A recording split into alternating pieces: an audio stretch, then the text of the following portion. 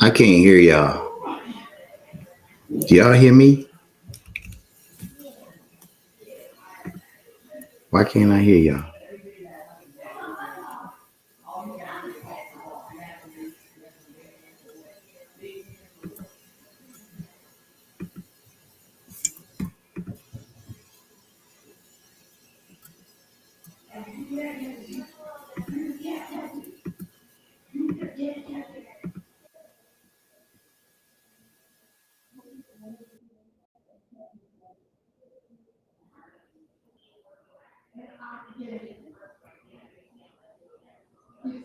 Y'all saying something?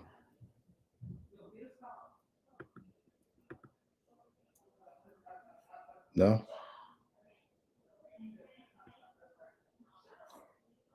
Okay. I don't hear nothing.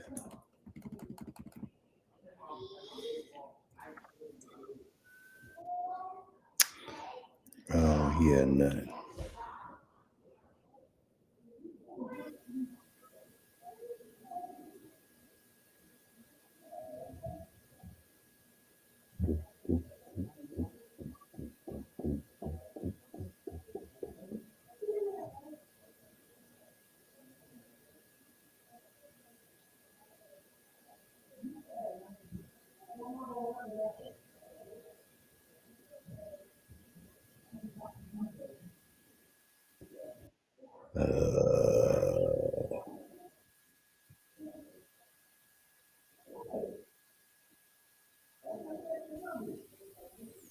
I don't.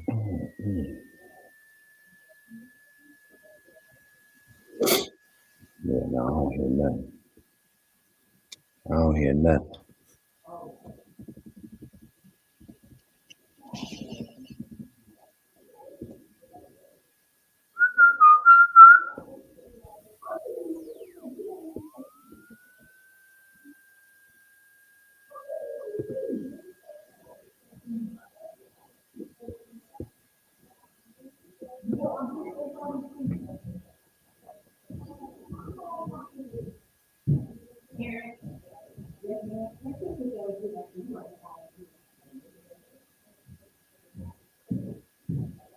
Maybe I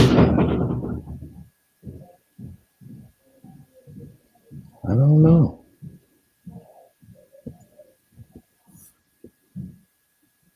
I don't know.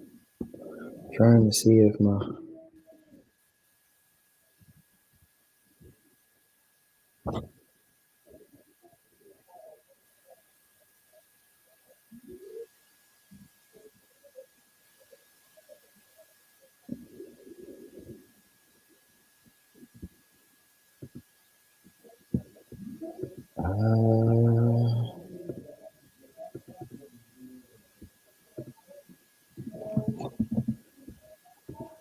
okay.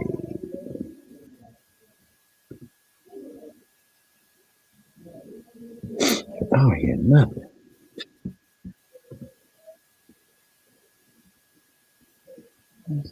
Is it on my end? But y'all hear me though, right?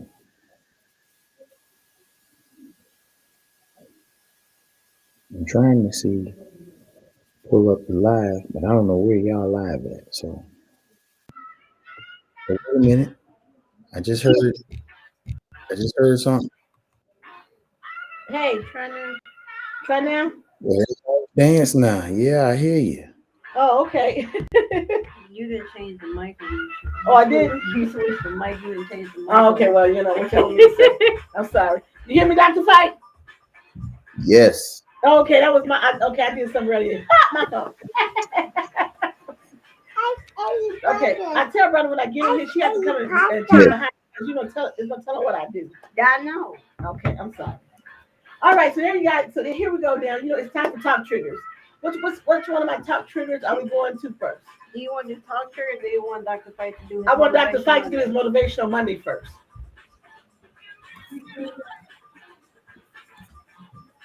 You want to do my motivation on Monday? Okay, hold on. Yes.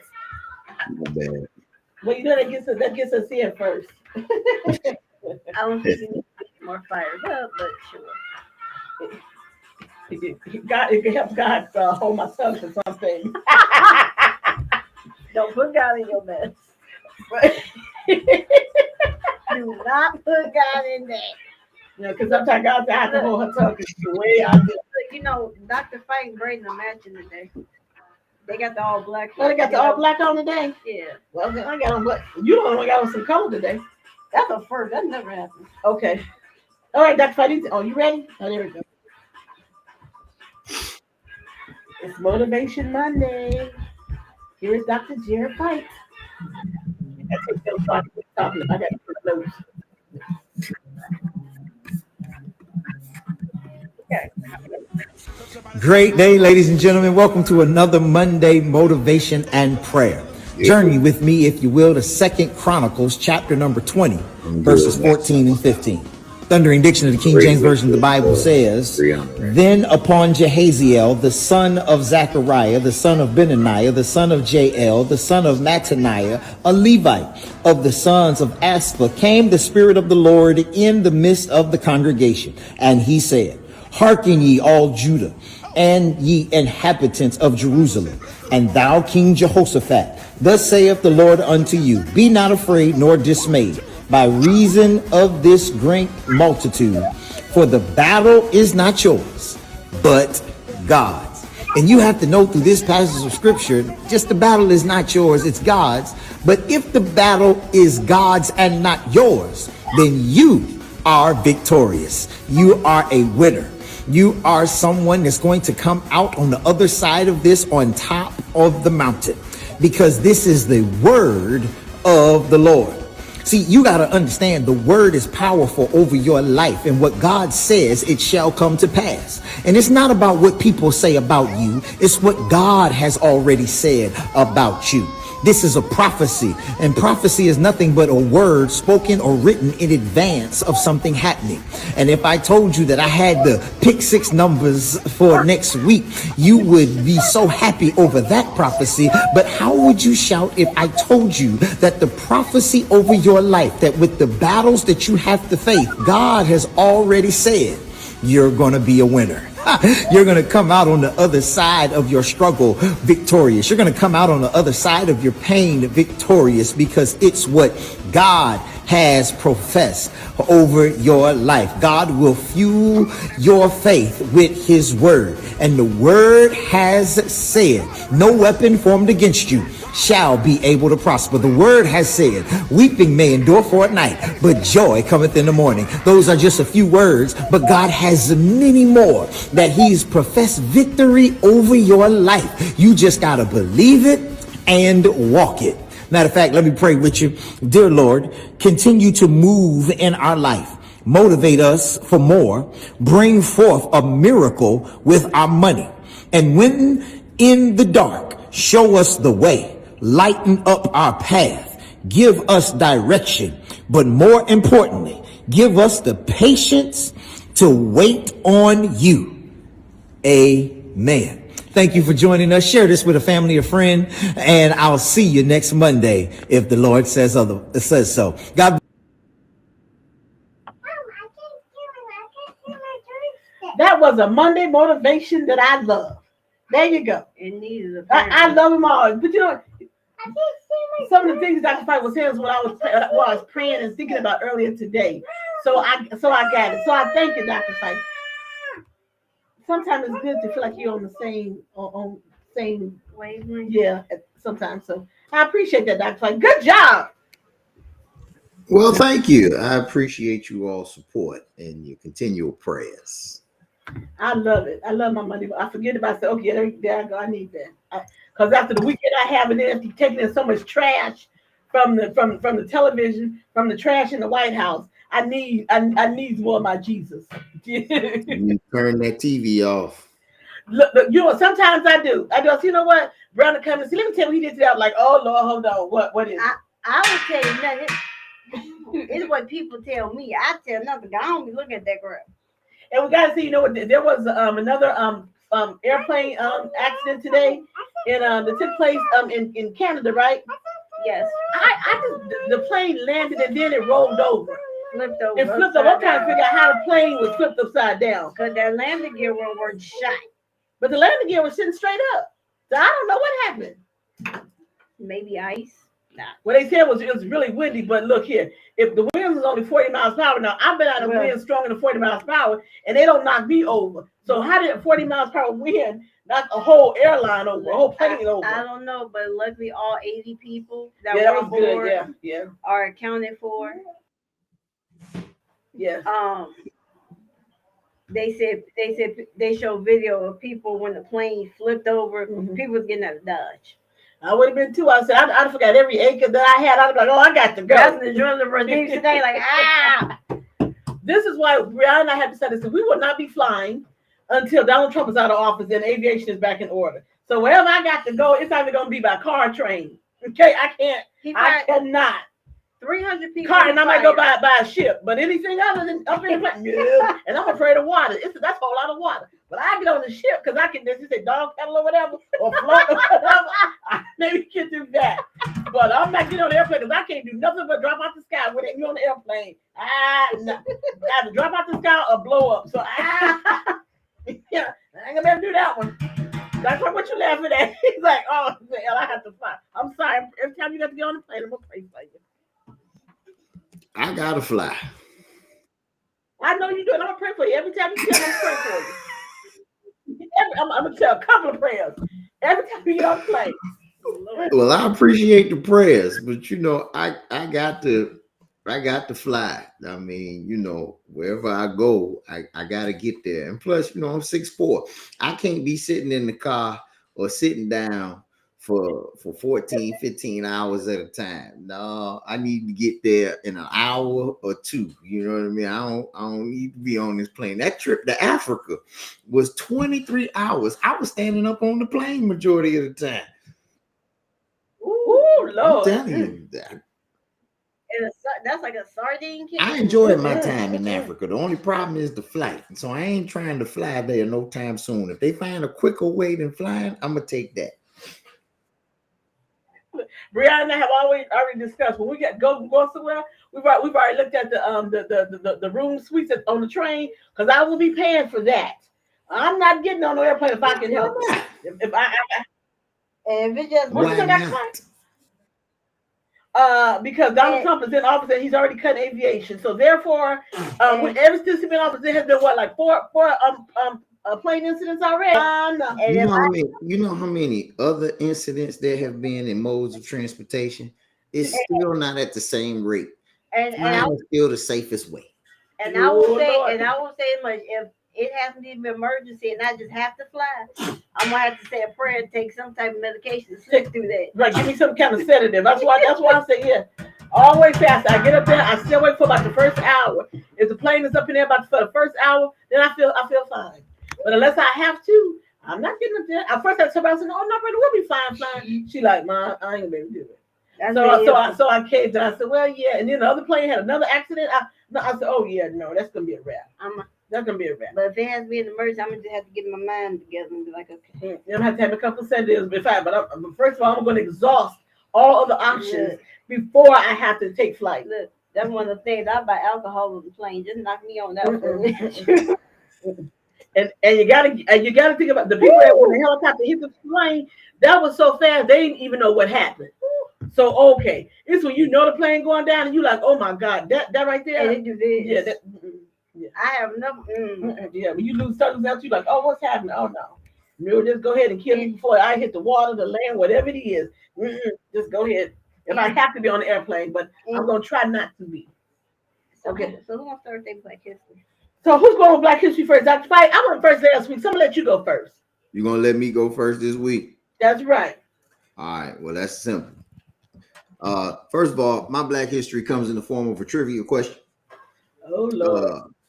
Who was the first Black man to run for the president of the United States?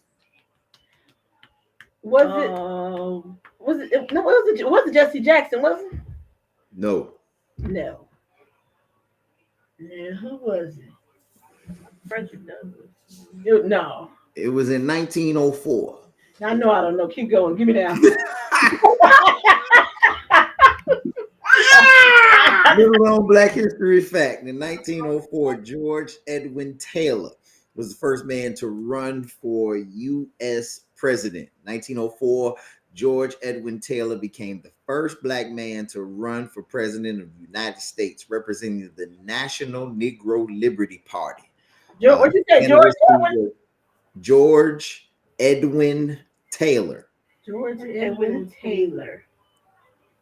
Man, that's the name I heard. Okay, George Edwin Taylor. Okay. His candidacy was basically directed to challenge the racial injustices of the time. It was largely symbolic, as Black men as well as Black individuals, period, faced voter suppression and systemic racism.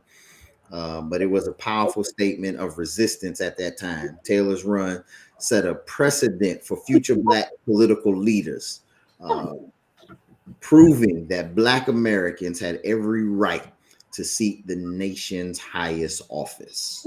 Okay. Good little known Black history fact. Like that one. You got another one? Why should I have another one? We have been doing one. I know, but I'm just saying that you have another because that's kind of interesting. Okay. Extra credit. I know, but I like it though. Okay. Well, this is not Black history, but today is Michael Jordan's birthday. That's right. Michael Jeffrey Jordan. Michael Jeffrey Jordan. That's right. my greatest player to ever play. I knew I was going to be Michael Jordan in my life. As he retired, I knew I was going to take over. You told enough to. Good Lord. Okay, well, this is, I forget. I want to. Yeah, this is my birthday week. So yeah, I deal with Michael Jordan. All of us wonderful, great people. Yes. So my birthday is not until Saturday. But anyway, it's my birthday week, so I'll be saying happy birthday to everybody else who's celebrating a birthday, along with me, Drew Barrymore and some other people. Happy birthday, Michael Jordan. All those wonderful, talented, loving, wonderful people. Wishy-washy. That's because people make us that way. Don't be twisted. Okay. I'm not wishy-washy. No, I wash you out when you get on my nerve. I ain't wishy at all. I'm just gonna wash you out. That's just how that's gonna roll. I don't swing. No. So it's your turn. It's around your Black history. Come on with it, girlfriend. So I took the approach to hip hop. Since he just performed at the Super Bowl, I'm gonna give people a little more insight on who Kendrick Lamar is. All right, Kendrick. Born June 17th, 1987 in Compton, California. Oh, here's June, baby. Growing up, his biggest influence in hip hop was, of course, Tupac Shakur.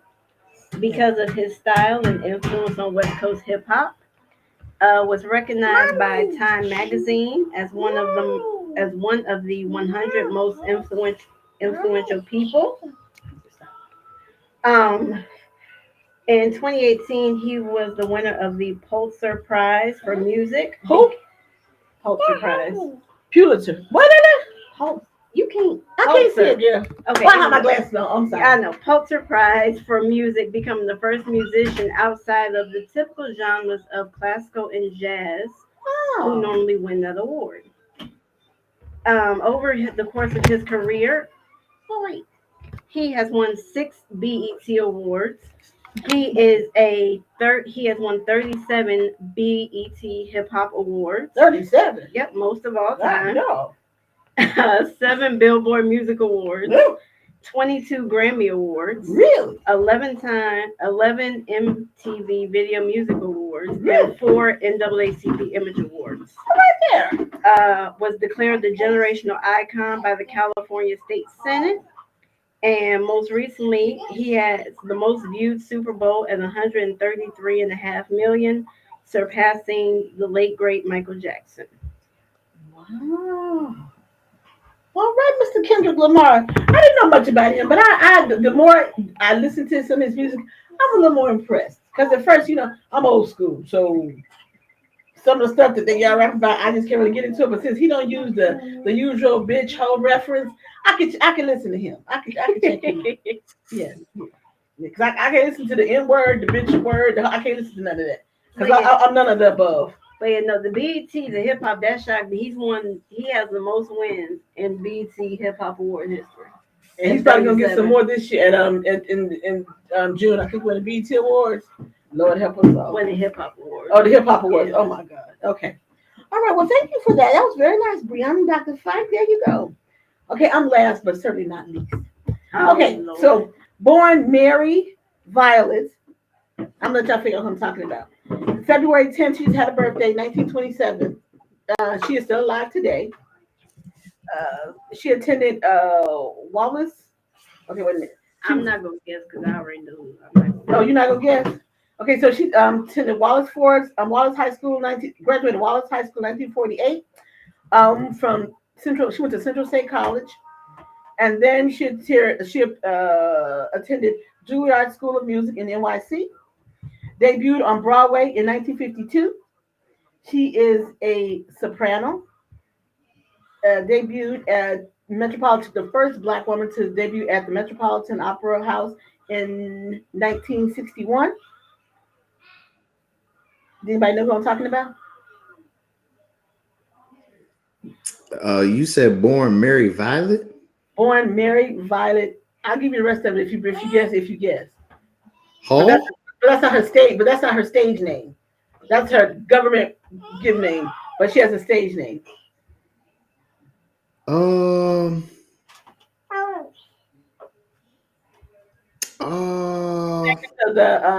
New York Opera House.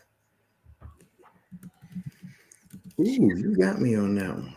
She received a Grammy Lifetime Achievement Award in 1989, Presidential Medal of Freedom in 1964, and Kennedy Center Honor in 1980, and a National Medal of Arts in 1985. And she is still alive to date. Born in 1927. February 10th, just had a birthday. You talking about Mary Violet Price? You got her name was Mary Violet Leontine Price. Yes. Yes, sir. Yes. Obama gave her. Was it Obama? No, because her awards came in. There she goes. There she is. That's a beautiful picture of her. Yeah. She got her award in awards in 1989, 1964, and 1985 and 1980. The Presidential Medal. Presidential, right. But she has several. The Grammy Lifetime Achievement Award came in 1989. The Presidential Medal of Freedom came in 1964. Kennedy Center Honors came in 1980, and the National Medal of Arts came in 1985. Yes. That's a good one, Elle. Well, thank you, Dr. Fike. Yeah. How old is she now? She's 90. What? What makes her 90? What today? On the 10th. 90 old. She more than 90 old. 90 plus.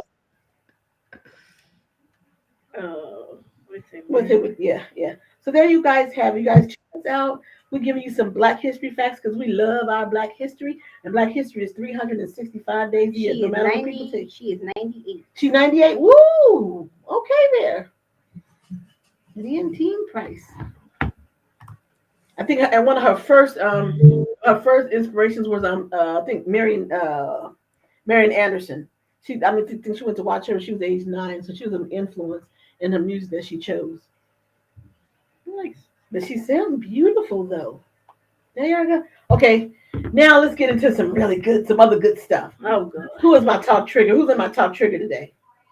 Who's there? Who's not there? That's a better question. That's right. Who's in my top trigger today? I got Shonda Rhimes. Oh, if you guys go back here to this one right here, go back up to this guy. If you guys, since we're talking about Black history, you guys remember, what was my Gene Allen. Wait, was it Gene Allen? I think his name is Gene Allen Wood or Gene Wood. Who did?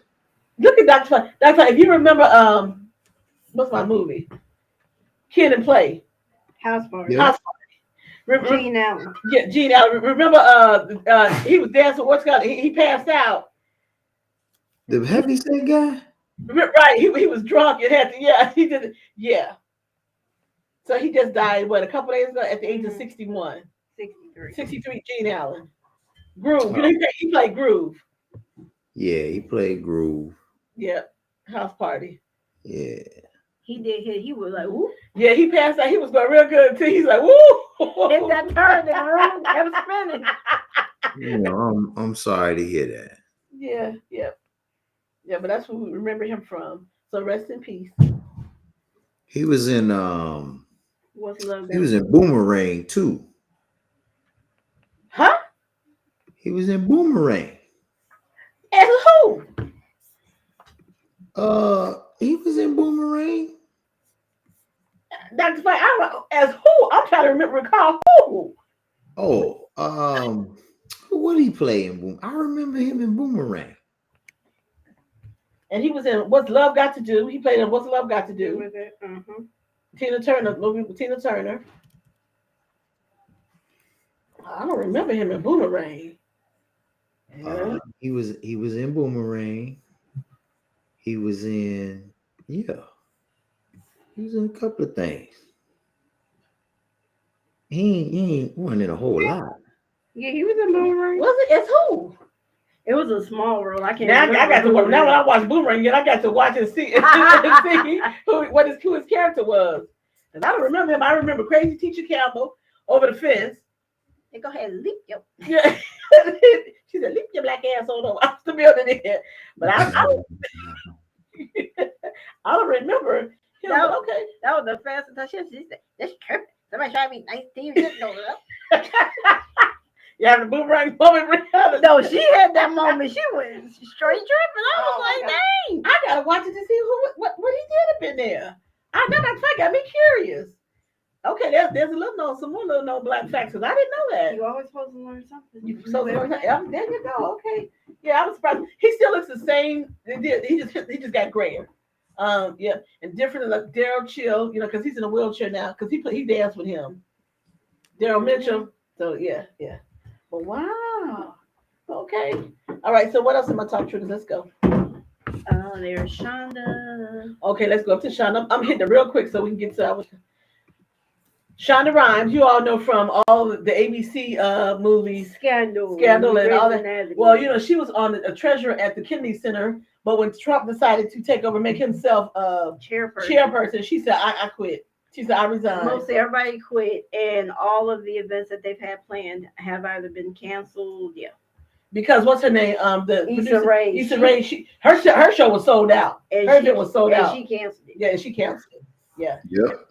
Yeah, and people are like, "Well, she missed our money." I said, "People are gonna have to learn throughout this whole situation. Ain't nobody Everything's about a dime or a dollar, right?" Well, he'll probably have some old tired country singers like Kid Rock and Billy Ray Cyrus and all that garbage. Speaking of Kid Rock was sat down with Bill Maher, and Bill Maher was left speechless because apparently he came out and said that he rather enjoyed the halftime show with Kendrick Lamar.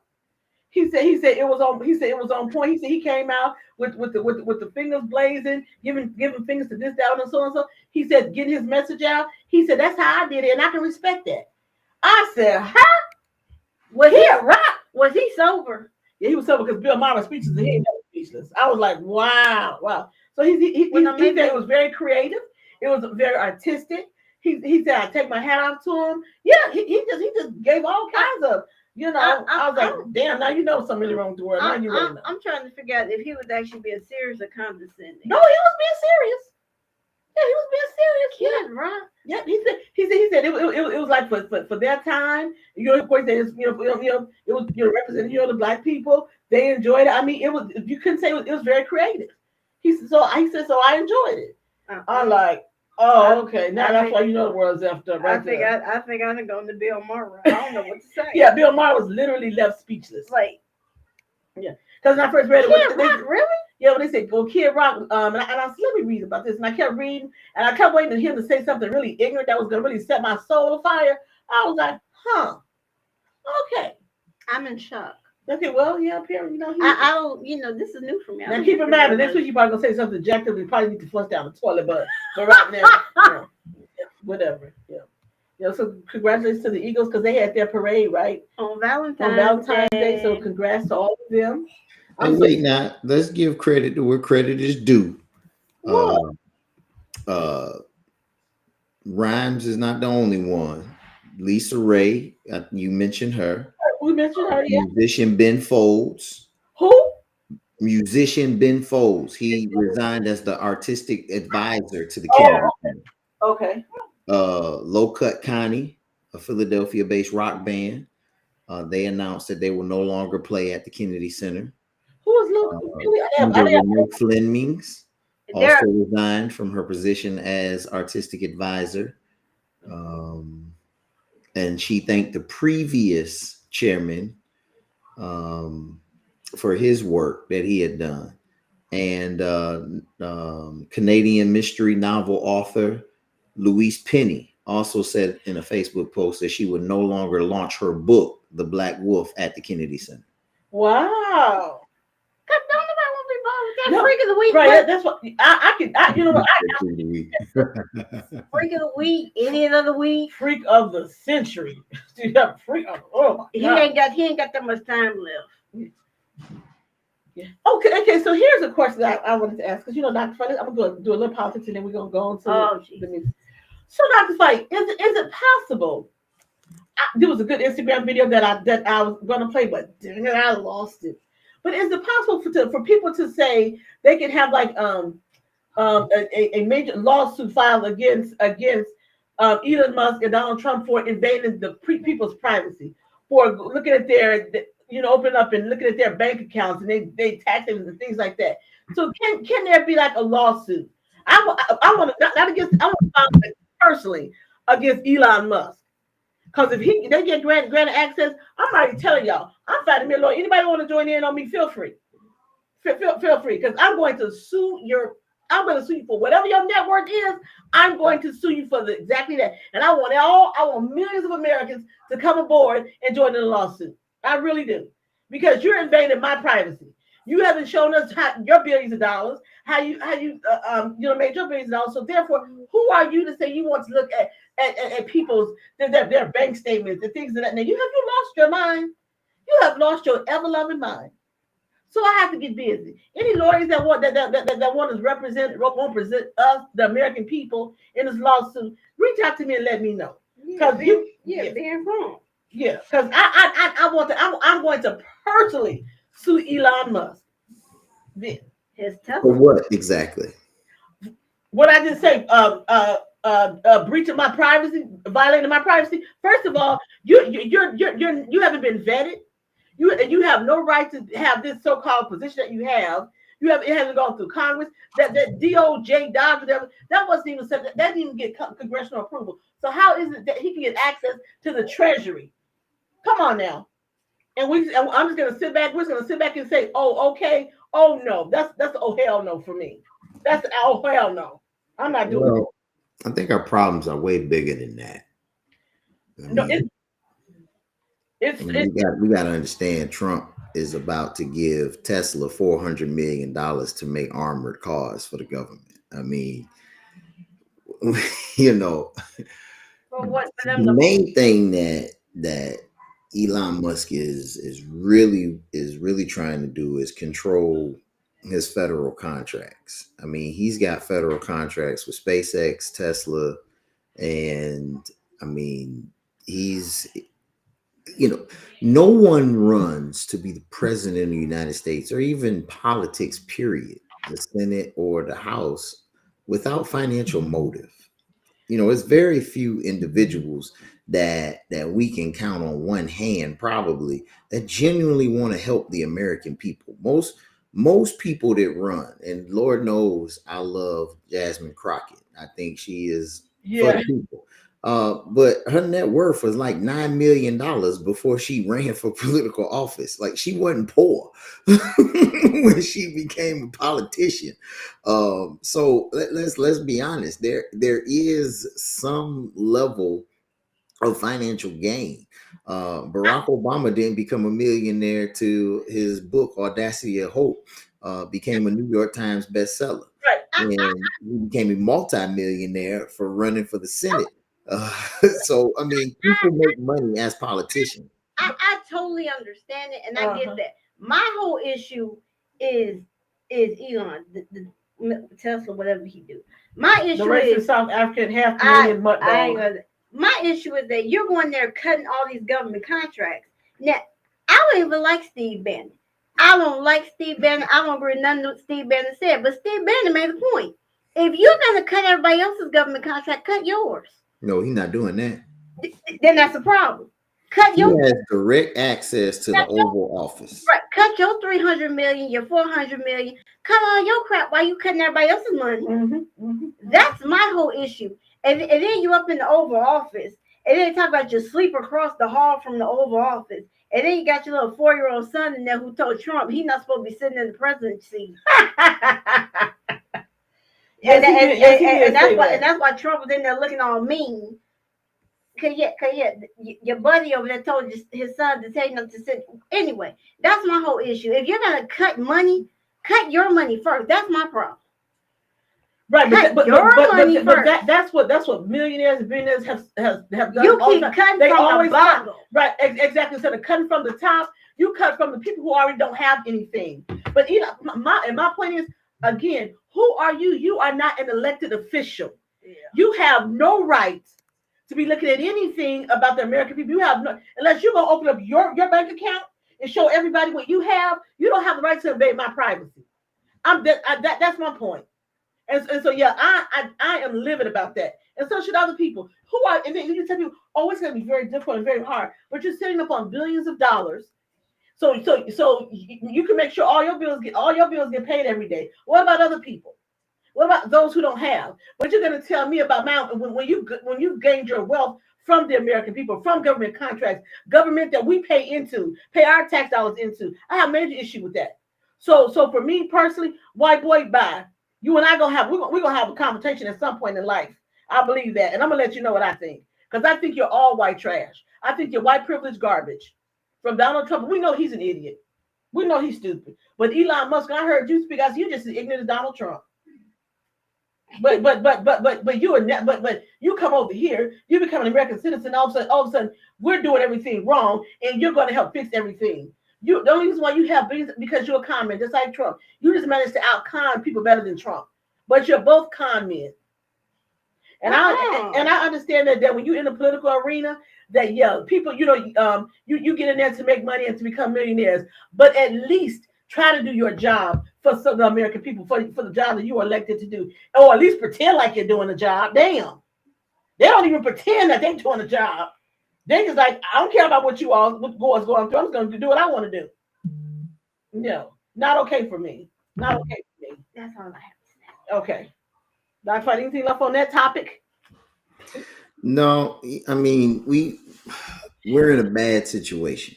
Elon Musk has been under federal investigation from SpaceX to Tesla, especially Tesla. I think they got like 11. The federal government has 11 current investigations, I think, against his company, Tesla. And the issue primarily is the crash data that, his self-driving cars, he's not 100% open with. I mean, we're allowing an individual to have access to stop investigations for the safety of people with his automobiles. We're allowing this individual to be a part of briefings to the president. I mean, Oval Office access. I mean, who's to say he's not sitting with Joint Chiefs? I mean, the Treasury Department, the list goes on and on and on. The Trump is nothing but a figurehead. Our country is being ran by Elon Musk, and the people did not vote for him.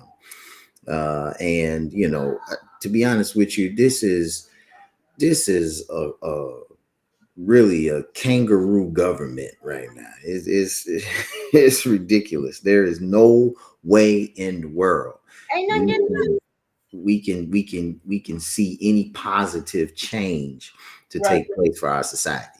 Gas is going up the roof. People can't afford eggs. I mean, healthcare is abysmal. We got more problems in a little bit. And here it is, Trump, instead of helping the American people be able to keep the little bit of money that they make day to day and try to manage their lives. We are in a situation now to where, if you ain't rich now, you sure enough ain't gonna get there with these two at the helm. So it is what it is at this point. We gotta ride this one out. No, I don't think it's gonna ride. I don't think the ride gonna be that long. I don't think it's gonna be. I think I'm just speaking what I believe in my heart. One of them, both of them gonna go at the same time. I don't know who. I just say, hurry up, God. I got to be quick. Yeah, be expedient, please. Because the people I talk to, they are very free with their words. And they say, I live my life. If it got to be done, it got to be done. I'm just like, okay. And when it's done, I can tell you, nobody's going to shed a tear. Everybody gonna shed a tear, but I just don't have nobody come ask me nothing. I don't know nothing. I don't know when they nothing. I just say, Lord, sometimes you have your own time and stuff. But I said people still run around about Trump and how great he is and so on. So and he's showing you just how great he's not. So now and some are still gonna keep those bodies on. They're gonna say, oh, he's doing X, Y, and Z, but it's going to be so horrific that you're gonna. I'm just like people who you thought that you wouldn't be joining in on it, they're going to become your best friend. Some of those, like Briana just talked about what you call it, because he's gonna be the first one. That's slimy, grimy. What's that? That's slimy, greasy, hillbilly. I never. He got all his legal issues done. Yeah. He got all his legal issues done. And let's not forget what he said before inauguration. He said Elon Musk got to go. And he means that. I'm just but anyway. Okay. Is that my we're at 7:15. Is that the end of yours? Yeah. Okay. Yeah. That's fucking plate. Yeah, just trying. And that is all for my top triggers for the effort. Yeah, I gotta try to figure out how to play because I can't see buttons on this. Oh, you got yeah. I can't see buttons. All right, so let Dr. Fite do his thing. Dr. Fite, you're up. I'm up. That's all for my top triggers, you guys. Well, I got a question. Oh Lord, anytime you got a trigger, I get very scared. People don't even know. I get. My wife and I talked about this earlier. I received a phone call, and this young lady passed away. Prayers go out to them and their family. But this is the dilemma. The individual that called me, him and this woman shares a child together. He is now married to somebody else. Now, the question that I have for you all that we got to make sense in chaos is it okay to grieve the loss of your ex if you married to somebody else? Oh, I think it's absolutely okay. I think it's absolutely okay. To a certain extent. To a certain extent, right? But I knew it was coming. But it shows that you have a heart, that you all had a connection. I mean, if nothing else, you can. Right, if nothing else, you're grieving from the hurt your child is experiencing. So yeah. I mean, it's okay. I mean, okay. So when you say to a certain extent, like what's too far? Oh wow, that's an even better question. What's too far? If he come home, or let's say he come pick you up and he crying, and you're like, oh man, what's crying about? Yeah, my ex died. See, I don't know how I would. Okay, I might give you a pass for like 5 minutes. I mean, maybe like 5 minutes. If you keep crying like for the next day or the day, I'm like, well, damn, well, you still in love with it? That would be my next. And one thing, you know how like they know you go looking up those old pictures of each other. Yeah. Now, if I come downstairs, you're on the computer looking at an old picture. Okay, what's the way? Yeah, if you just keep going on and on for like the next day, I'm like, okay, were you still in love with her? And what happened? I mean, what's going on? So the pictures is too far, and after 5 minutes, it's too much. I'm gonna give you like the rest of the evening. Now, like going into like the next day, and you still like, okay, we gonna have to you will have to have a conversation. Can he go to the funeral? Yes. Can he give remarks? If he's comfortable with that, if that's something that he wants, if he's comfortable. I mean, if they didn't have like a tumultuous like breakup or anything, then okay, that's fine. I mean, when you meet somebody with a child and they have a an ex significant other baby, you have to kind of play that a certain way. You can't be, because if you say too much, they're gonna think you're jealous. If you don't say enough, then they think you don't care. So it's the okay. So here's the thing. I'm not there's a family member, somebody that I know, and the situation was similar. The child's the daughter's mother passed away, and then there was a dad, and so I remember having a similar conversation. So the relative of mine said, "So what do you think? You think I should go? Because I guess her husband, because she's married to the guy." And the husband said, "Well, he's gonna go, but he's gonna go for his daughter."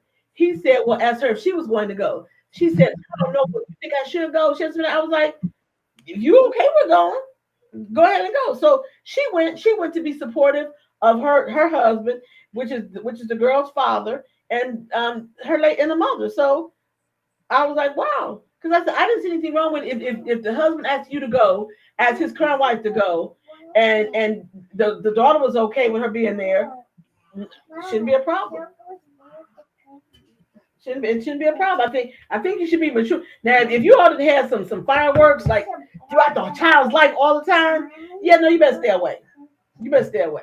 Well, I'm saying, like, if her mother call you and say, you were my favorite, I would love for you to give remarks at the funeral, this, that, and the third, and he come home and he say, "Hey, babe, her mom called me, she passed away. She would love for me to give remarks at the funeral." Y'all gonna say, "Oh, that's okay. I'll be there to support you." You know what? I would like to think I'm not that petty. You would like to think you're not that petty. Right, which I would say, yeah, fine, go ahead. right. I mean, I really would. Now, I don't know if I can sit there because you might, bring up certain memories that I may not want to hear. See, that's where you got to be very careful. I mean, when you're up there, you recalling a couple of memories. Don't go too deep. Don't go too deep now. Don't go. Like I remember we were teenage lovers. No, don't go there. Especially if your wife or your husband gonna be in the building. Yeah, you know what I'm saying. He go up there and he say, Shirley was always good to me. She exposed me to a lot of new things in life. She was a larger than life personality. You can say that. She had soft hands, and she be very careful. You walk in the thin line. Look, then you go sit back down. So what? My hands is closed. Right, hard. Right. So she tried to touch your hand. She like, don't touch my hand. Don't touch me. No, he gonna look at her and say, "Baby, when you die, I'm gonna have some even better words for you." You know what? That ain't gonna help the situation.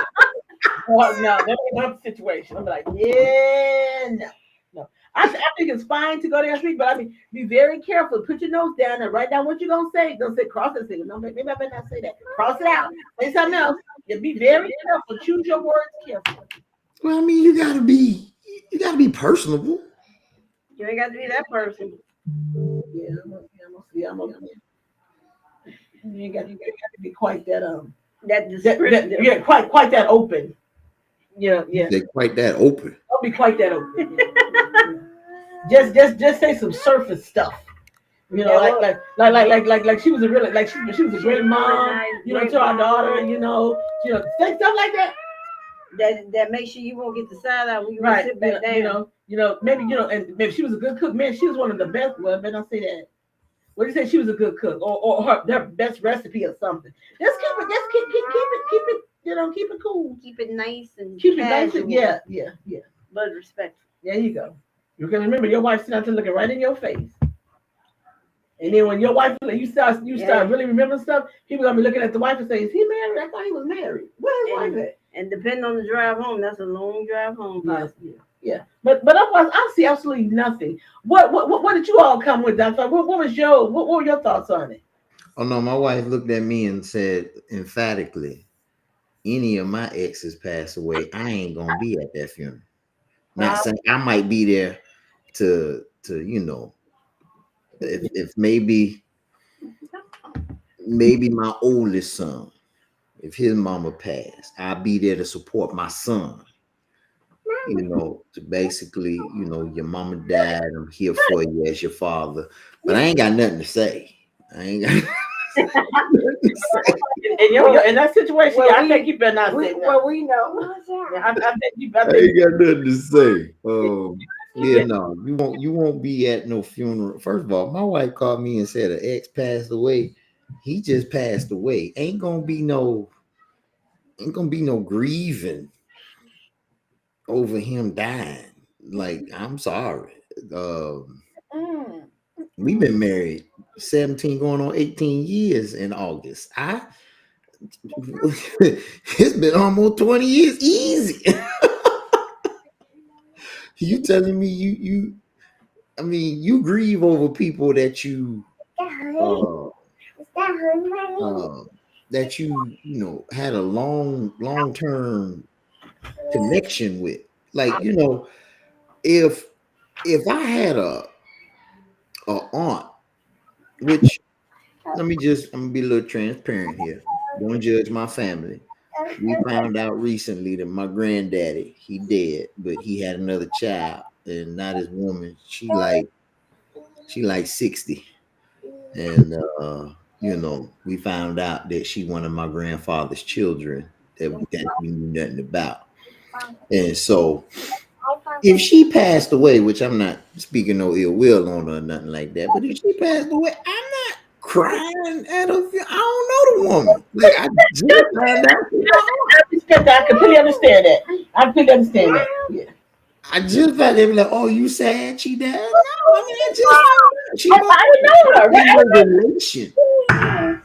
See, grieving speaks to the level of relationship that you have with somebody. And if your ex passed away, you shouldn't have, especially if we've been together for a little time, like, you shouldn't have no emotional reaction off of somebody unless you stayed in contact. And I'm just finding out about this. I've had that before, and there was an ex of mine that I found out that passed away, and my husband was still alive at that point. I was like, oh, okay. That was literally my reaction. I was like, oh, and because he both of us, I told my late husband, he was like, oh, really? What happened? I was like, yeah, and that was about to extend our conversation about that, because he was a friend of his, he was an ex of mine, so that was. Wow. So I was like, oh, okay. Wow. That was the extent of that conversation. You dated both of them? Oh yeah. The one that died though, well, the hell, they both dead now. But okay. But the one I dated first, he died first. Lord have mercy. Okay. Just don't say no. Oh, okay. It's just worse the more you say. Just I clear that up. I just thought I clarified it. As they say, stop while you're here. Okay. But I did tell him when I found out. I told him, I was like, oh, okay. I mean, like I said, I think it's only tricky when when children are involved, Right? Because you have to. Right, because you got to go there and still comfort the child. And so yeah. But anybody else, yeah, okay. Well, thanks for letting me know. Oh wow, yeah. Look at Dr. Fite. They're like awkward. When you first hear it, it's like, oh wow, really? And then you may have maybe an hour or so. You really kind of thinking about it, but after that, you're like, oh, okay, wow. That together. Yeah. Okay, so Elle, you've had a husband to pass away. Yeah. Is there a time frame that is there a radius? I'm gonna say a specific. There is no specific time frame, but is there a radius that is acceptable to start dating again or to have somebody else? Well, no. I would comfortably say maybe 6 months. I would say 6 months. That's because you had one in 6 months.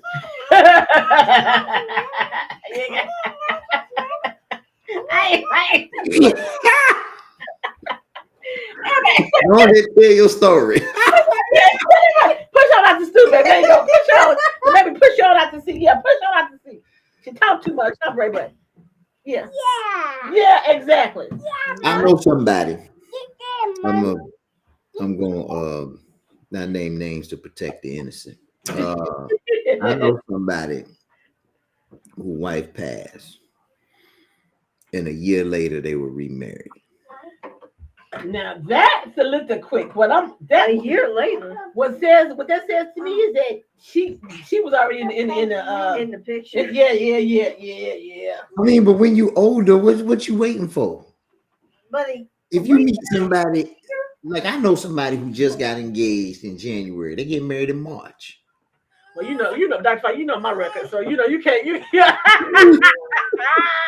So I mean, I'm just saying, like you can't say that when you're of a certain age, you know, what are we staying engaged for long periods of time?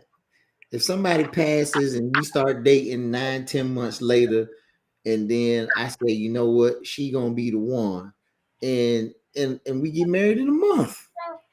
You know what? I'm not even mad at that because you can't. You speak to the choir, so I'm all for it. I mean, they may have dated 6-7 months. Like, okay, let's say 6 months later they find somebody, and then they get married to that person maybe 2-3 months later. Dr. Fite, I'm in trying to say she was in the picture before the wife died. That's my opinion. That's my opinion. But you know what? I can't really tell that because we saw. I know because I ain't gonna say her name. Ma, I love you, but yeah, there you go. Hey. I mean, I'm just saying, like, does the rules change depending on the occupation? Like what? Like what kind of occupation? Money. Like say the pastor's wife. Because you know what? Say the pastor get remarried after their spouse passed away a year later. Does the rules change then? I don't think so, because you know what? My late pastor, rest in peace, Reverend Hunter. I love you, Dr. Hunter. Stop it. But he didn't wait that long.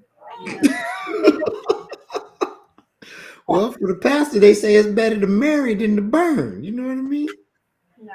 Yeah, he you know what? I wasn't even mad at people. Some people in the church was talking about him, whatever. I said, leave that man alone.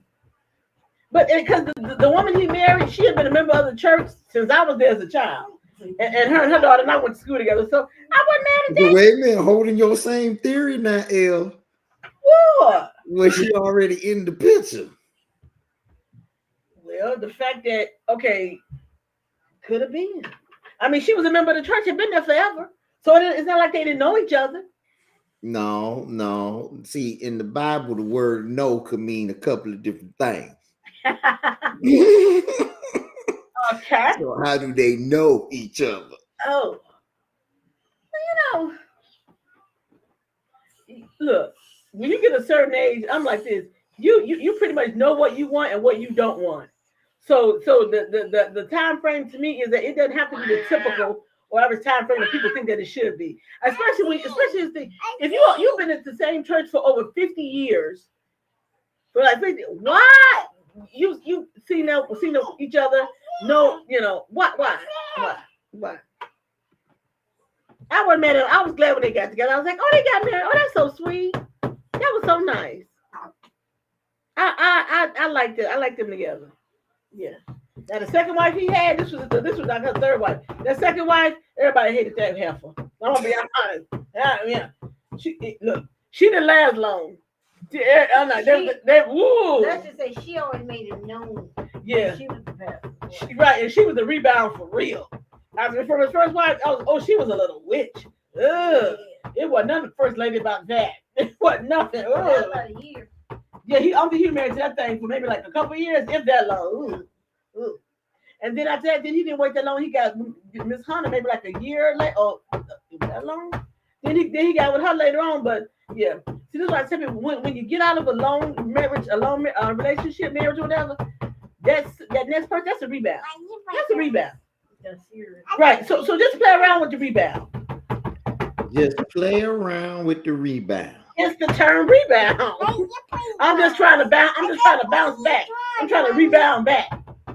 Trying to get used to being dated and stuff like that again. So yours was a rebound person? Probably. Try it. That's right in there. Probably. I would say it. Probably. Because you know, when you're married for a long time, and you're not married any longer.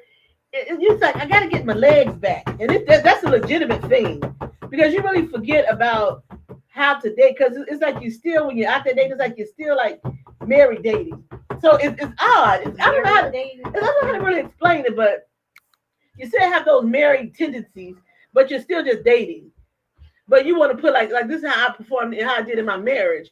But you're still just dating, and so that's what I always say. You know, you date multiple people. I still can't date multiple. That ain't my thing. But yeah, it's just different when you married a long time. You got to get your sea legs back. That's the whole situation. Get your sea legs back. You got to get your sea legs back. You got to get your arms back out swinging. You just gotta, know what it is to date again. Like it's like I don't need anybody's approval, permission. It's I got to get back into that single mind. It's more than an ocean. But it's also fun while you're enjoy yourself. Mm-hmm. Yeah. Woo, well, I know a couple of different situations, and I think people have different opinions based off of their connection to the deceased.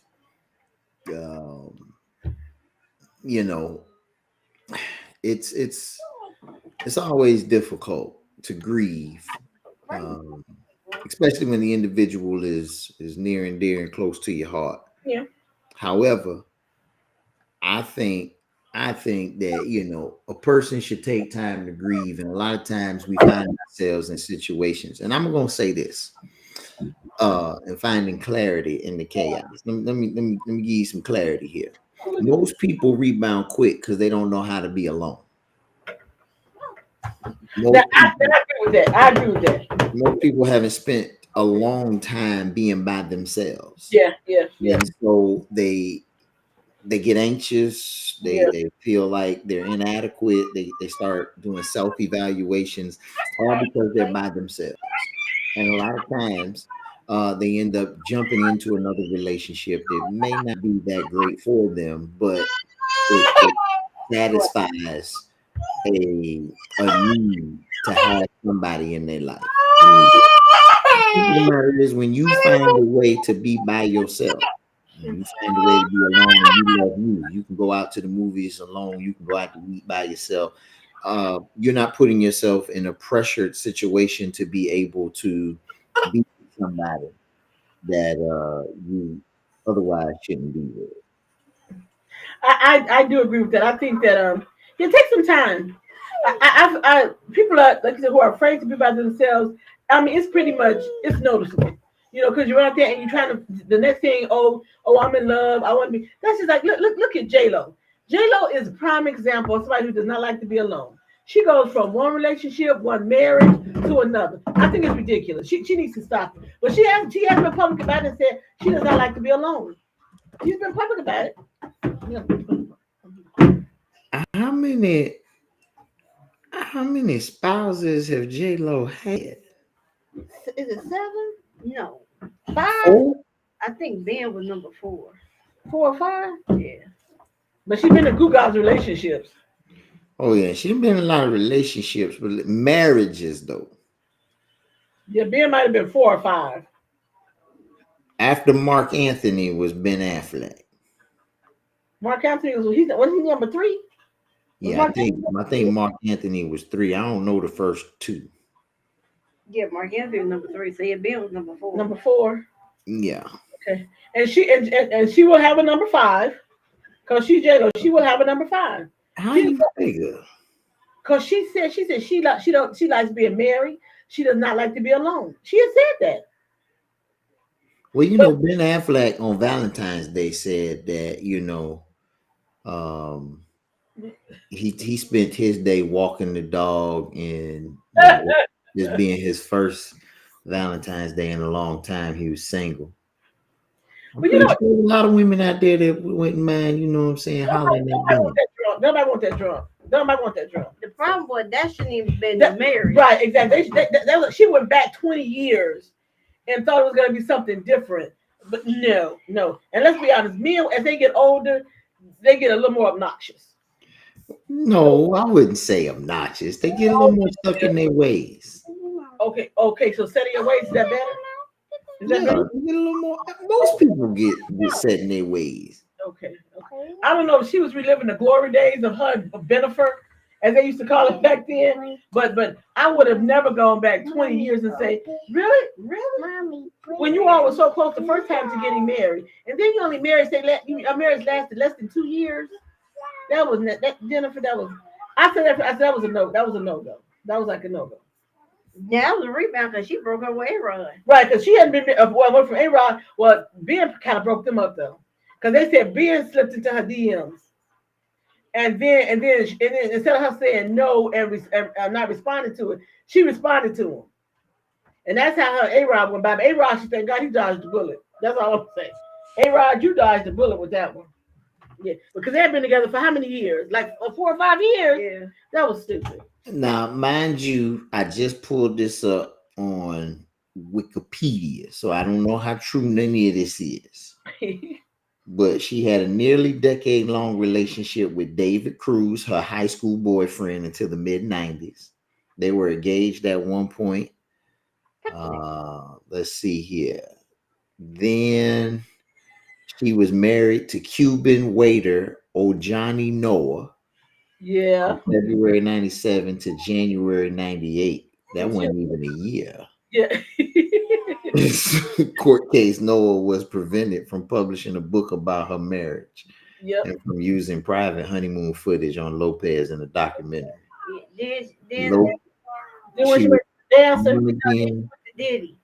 Yeah, on again, off again relationship with record producer and rapper Sean Combs, also known as Diddy, from 99 to early 2001. Let's see, on the night of December 27th, 1999, Lopez and Combs were arrested and charged with criminal possession of a weapon and possession of stolen property after leaving the scene of a shooting at a Times Square nightclub. I remember that. And that was done deal then. Yeah. He scared the life out of her. She was like, "Yeah, I'm done with you, buddy." Yeah, charges against Lopez were dropped within an hour, while Combs was acquitted of all charges at a trial in March of 2001. They broke up shortly thereafter. Lopez later said, while she had cared very much about Combs, their crazy, tumultuous relationship was always something I knew would end. She was married to Chris Judd. Yeah, that's what I remember. Backup dancer. September 2001. So wait, she broke up with Diddy around March or April and got married in September? What I'm talking about? That's what I'm saying. And the longest one she had married to was Mark Anthony. Right, exactly. Yep, they had the babies by him, right? They're married about what, 7-8 years? Yeah, about September 2001 to January 3rd. Before her divorce with Judd was finalized, Lopez was in a relationship with actor filmmaker Ben Affleck from mid-2002 to early 2004, although they crossed paths several times before, including the 70th Academy Awards and at a premiere of Armageddon. They later worked together on a music video for Jenny from the Block and the film Jersey Girl. Yeah, that was horrible movie. All right. So after a relationship with Affleck, Lopez stopped discussing her personal life in interviews. She was married to singer Mark Anthony from June 2004 to June 2014. They was 10 years. So that's the longest she ever been married. Or They in a previously worked together and dated for a few months in the late 90s. Their wedding took place 5 months after the end of the relationship with Affleck. That's when she became very Hispanic. Yeah. Okay. Anthony filed for divorce in April 2012, and it was finalized in June 2014.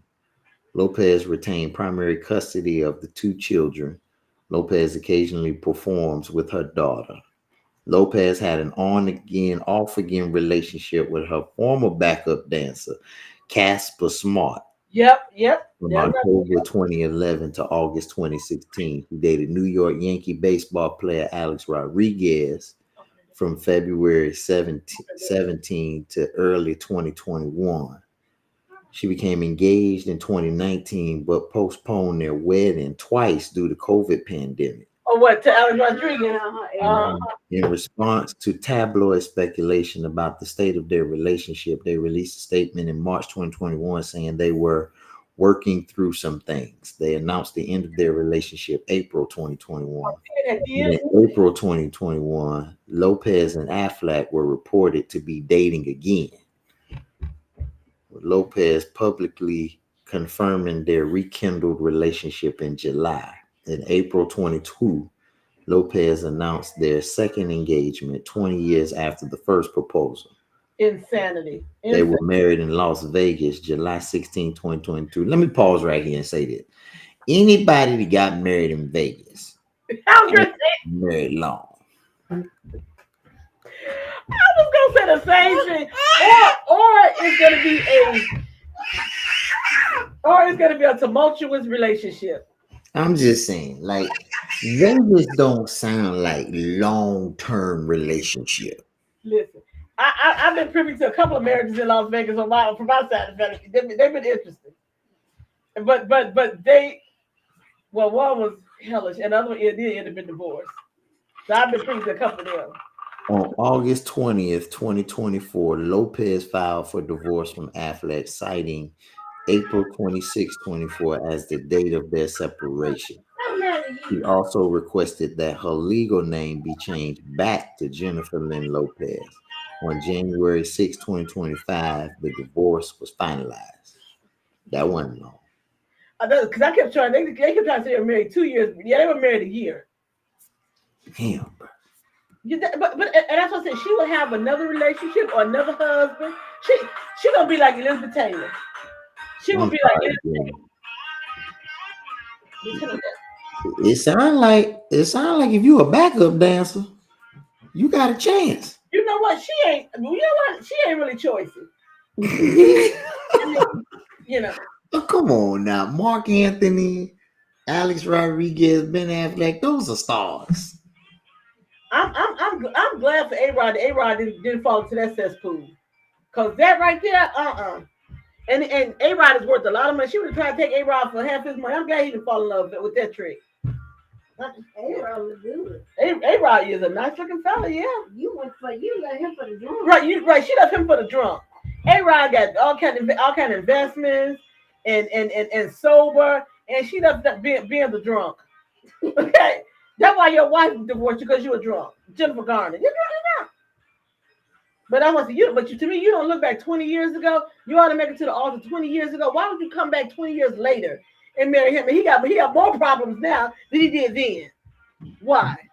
That was I'm saying, like, listen. Jennifer Lopez is a successful. She not ugly. No, she's successful, but her body count too high at this point. Oh, he's talking about the relationship, and those are the ones that you don't have. First of all, no man, other than thinking that he gonna strike it big, she ain't about to get another star. Not as big as not as big as like A-Rod. I think no, she ain't gonna get another Affleck. She ain't gonna get another Mark Anthony. She ain't gonna get another A-Rod. Yeah, she might have to go for some old washed up. That might be what she needs. She might need one that's not in the spotlight anymore. Just kind of at home chilling. Maybe that's what she needs. Because the like you said, the level that she was at, she can't deal with that. Because I think her other thing is, I think she doesn't want anybody who gets more publicity than she does. That's the other thing. I think she's got to be front and center. And if she's not that, it ain't gonna good for her. It ain't good for her. And I think people even Ben never really fit in with the right with the music side of her life. Ben is like actor, chill, go to the parties. I mean, the Grammy, I mean the Emmy Awards and stuff like that. Ben is that kind of like calm. She's just like still like to be out there dressing, performing. That's not Ben. Ben is like he like a homebody. Like you said on Valentine's Day, he walked the dogs. He's not walking the dogs and I'm chilling. She still wants to be out there. And what was that event that they were in when they were together? And she was like pissed off because he wasn't smiling. They were like Ben wasn't feeling that. What they when they were at the Grammys. Yeah, and she was just like he was just sitting there like this. Like, when is this gonna be over? She was pissed. She was livid. Because he was like, I ain't having this. He wasn't feeling none of that. None of that. But she had to experience that to get that out of her system, maybe. So now that's done. So who knows who she'll end up with this time? It ain't gonna be no high profile, I can tell you that. It ain't gonna be that. Now it's time for our IG, our favorite IG videos of the week. Wait, now I just want to mention this before, since we're on Dr. Fight, before we can move on. Uh-huh. So it was a segment from Nightcap where they said a woman's boss bought her a Valentine's Day gift, and her husband was irate. Well, what kind of gift was it? I don't know. I ain't click on it. I'm gonna watch it. Let y'all know next week. Okay, well, watch it. Let us know. Okay. I just found. I'm like, wait, what? Okay, so this is a new segment we added. You guys like, what's up? Because we always on Instagram, certain things pop up. Get my cards first, or you want the IG? Which one come first? Yours? Mine technically come first. Okay, well go ahead. Well then there we'll go. We'll come back to the IG videos. Dr. Fighter have his because he over to get them ready now because he ain't fooling me. My bad. Let me queue up. There you go. But Brianna gonna go to her what is it? Fashion with a different twist. Yeah, she got fashion with a different twist this week. I like it. I went to the auto show yesterday. So I got some cars. She got some fashionable cars. This car is just hideous. I don't know what this is. What is it? What the hell is that? So that is a new electric Kia. It's supposed to be a van. Really? It got solar panels on top. Is that what's on top? Yes. Make it bigger. Let's see. Those are solar panels. You don't need no bigger. It's a big old solar panel. But that's not where you sleep at up top or something? No. It's nothing you sleep at. It's solar panels. Oh no, that's ugly. Very much so. Is that made by who? Kia. Yeah. Because that's the front of it. Really? Yep. Yeah. Yeah. Now, how much is that one going for? I think about 100,000. Get out of town. Yeah. I was like, I saw the price. I had to like blink. I was like, wait, am I seeing that? That is hideous. And then also coming out Kia. This is coming out as well. This is called the Kia Aventer. I've seen that. Make it be. That's cute. Yeah, that one ain't bad. That one ain't bad. That one's not bad. No, I think somewhere up there. No, you gotta use the thing. Oh, it's cool. I got it. Okay, Yeah, that's the Kia Adventure. I've seen that. I was like, I have to pay attention to that Kia Adventure. Yep. I have to pay attention to that one. I haven't looked at that one. Also electric. All these electric cars is really like working my nerves. This is the Fiat 500 Mutec. Is that electric too? Electric too. Because you can tell by the lights. Wow. How much was that one? That one shouldn't be much, like 30? Like 30. Yeah, okay, I said 30, yeah. It's short. It's short and fat. I'm short and I don't want that. So this is the one that you are obsessed with. This is gonna be my next car right here. It's called Polestar. This is my next car right here. I've seen it. You seen that one, Dr. Knight? Yeah. They're made in, I think, South Carolina and North Carolina. They're manufactured down there. Oh, they must be big down there. You see the other side of it. I love that one. Yeah, you get that one right there. Yeah, look at that. That is nice right there. It's not gonna be a white, but that's my next car right there. And you said it's a between a hybrid and electric, so it's a what you call it? Yeah, because this is hybrid. So I'm gonna have to use the gas. I can't be doing it. Because this is the inside. Look at that screen. I like that. I like that one. That's a Tesla screen, eh? Don't you say that. Or if I want to buy that car, don't you say that. That's what the Tesla screen is. No. But I think that's gonna be my next ride right there. I think that's gonna be it. Unless I look at the Cadillac, the new Cadillac. And then this is for all the men that they get old and they want a Corvette. They have a Midlife crisis. Yeah. That's nice though. That's nice. I like the blue color. The lights are outrageous. That's the Corvette. Yeah, that's the Corvette. That's the Corvette. And then you can also get it in the red. That's wild. That's the fight. Is that gonna be your midlife crisis car? No, I'm not gonna have a midlife crisis. I ain't claiming that. I'm not too far from it right now. Some would say I'm at my midlife crisis. No, you're not. Stop it. And then Jeep is bringing back the Wagoneer, and that's what it looks like. That's interesting. It's electric. What is it called? The Wagoneer. Oh, the Jeep Wagoneer. Yep. I gotta see that one. I gotta see that on the road to see how many like that. We're Jeep people. Some partial to Jeep, but I don't know about that one. That's like an egg in the back.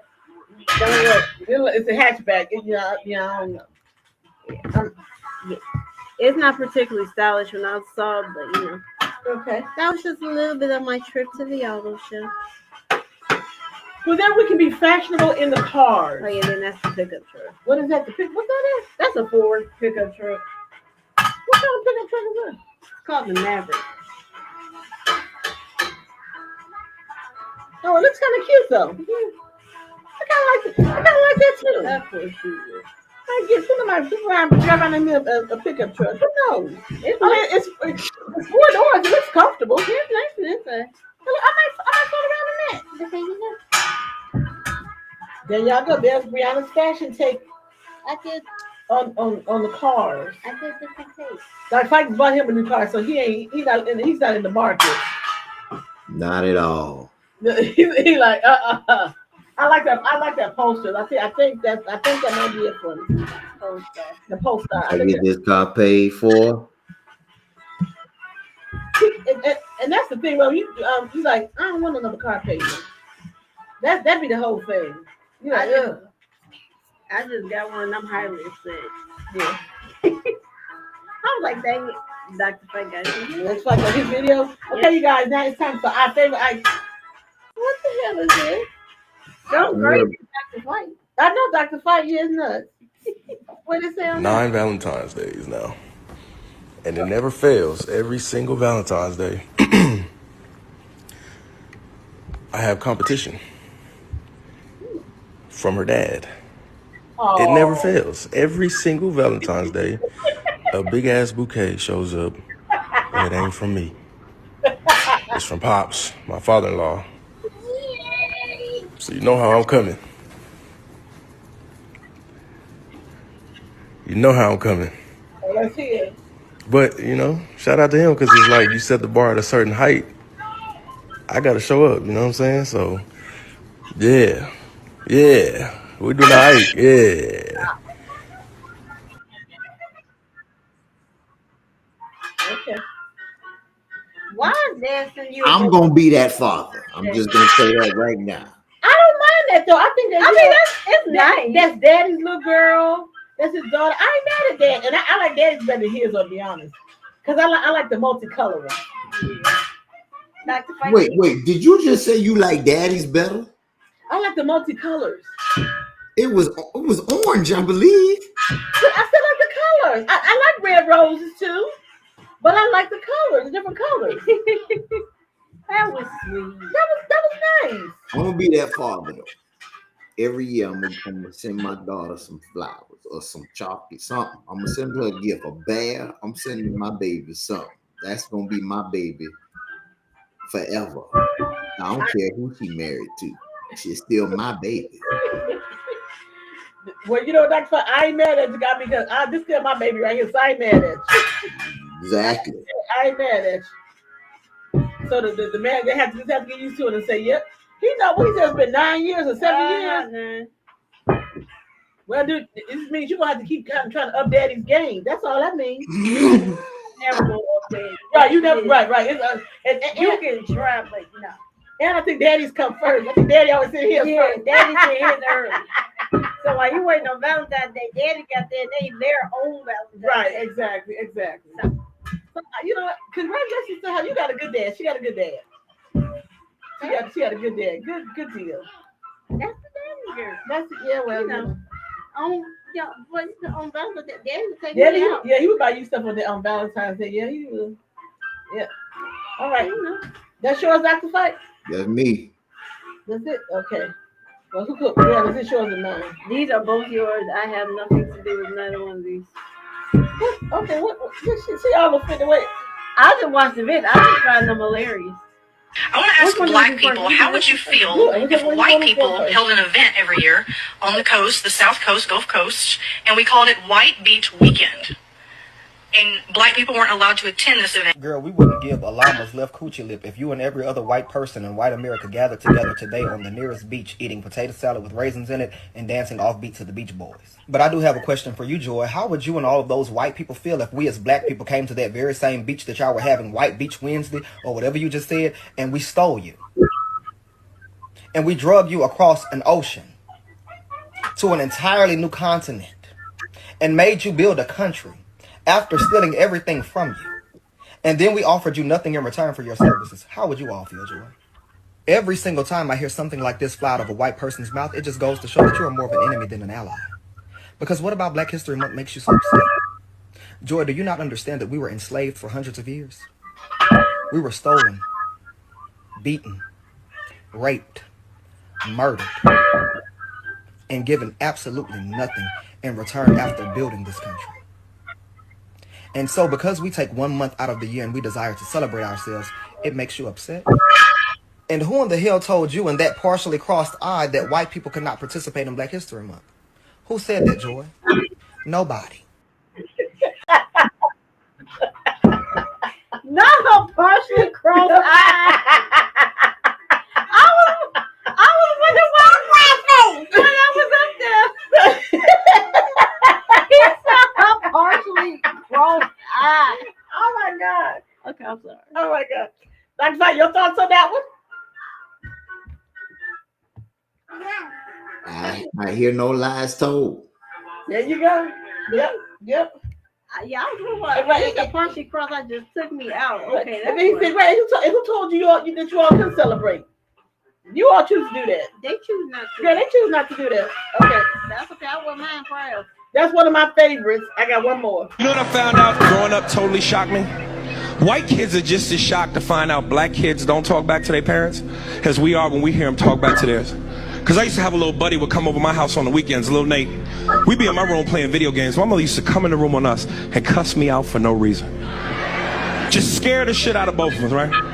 We'd be in the room playing Mario Brothers. She'd come kick open the door like SWAT. We on level 4. She just, Aries, how many times I done told you to clean this motherfucking room? Cut that goddamn game off and clean this room. I come back, this motherfucking room ain't clean. I'm gonna take that Nintendo cord, wrap it around your neck and stick it in your ass. Nigga, I ain't playing with you. This ain't no threat. This a promise. Try me, motherfucker. Try me. My white friend would turn to me offended like, dude, what the fuck? She can't do that, man. This is your space. This is your area.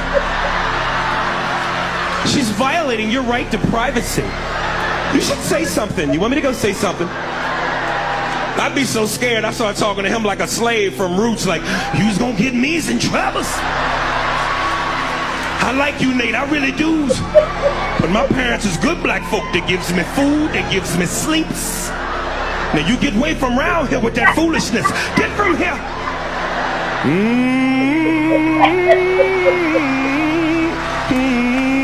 Oh, Lord. Oh God. And that was Ari Spears, okay? Oh my God. Look at that.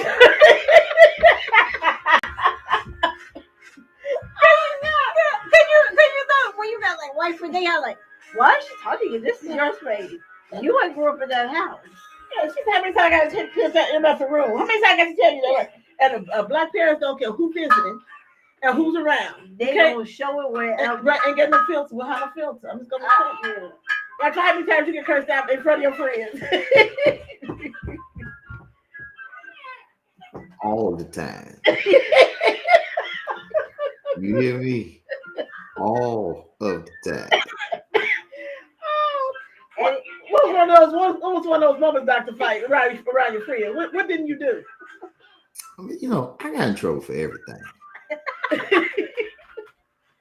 what that means. You just listen to your parents. Why do you listen? I'm gonna tell y'all this. My mother had what we call the 3 strikes rule. She gonna tell you once to go do something. Second time she gonna remind you. She said, "Okay, now the third time it's just gonna wham." Now I ain't even talking. It's just gonna knock you out, curse you out, whatever. So let's start swing that way. Yeah, it was a 3. We was like, oh. She said, remember what I told you? You're like, oh yeah, that was the warning. The third time ain't no warning. Whatever, if it's a shoe, fist, whatever, it was, it was coming. And she would curse you out too. If our cousin was over, it didn't make her no difference. I literally tell y'all people. I tell people about the story all the time.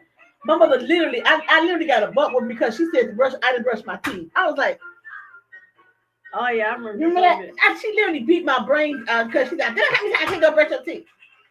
I did, and I got a whipping. And after that, my cousin was like, Auntie, she said she did. I was like, yeah, I did, but she whipped me for no reason. Cause I did that time I had brushed my teeth, but okay.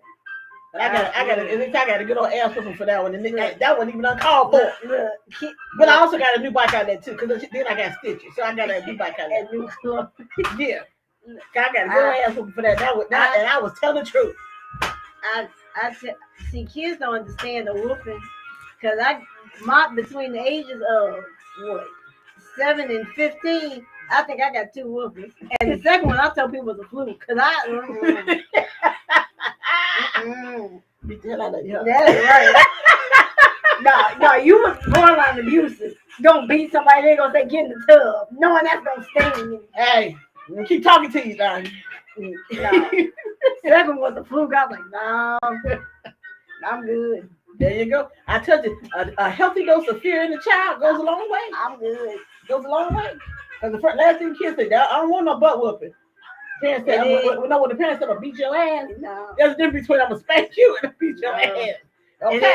And they see, think about when I was still in school, your parents would show up unexpectedly at school. Because there was one parent, every time, and her kid was always bad, but she would always be standing out the window. Like he was always doing stuff, so she decided one day she was gonna sneak up on him. Oh. And she caught him in the midst of doing wrong. She busted in that classroom. We all looking like, who mama's that? She busted the classroom. He was sitting in his chair. She yanked him by his ear out the classroom. Whoever parents, and I have seen them. I ain't never happened to me. Ooh. But when the parents come up there and they embarrass in front of the kids, I remember being when I was in the 6th grade or something, and the girl, she kept a nerve on the pit. The mama came up there, pulled her out of class, and asked her a question, and all you saw was the girl head go wham. We was like, she was like, put the hand back in your mother. That girl head was like, yeah. Whoa. Okay. Yeah, I know you didn't want your parents to come to the school. Yeah. Let the girl head suspend the estimation. My mother always said, stop. If I get called to the school for anything, you know you in trouble. So that was a negatory. No, Lord, don't ever call. No, my mom was not having it. All right, Dr. Fite. I tell people, second bubble was that was a fluke.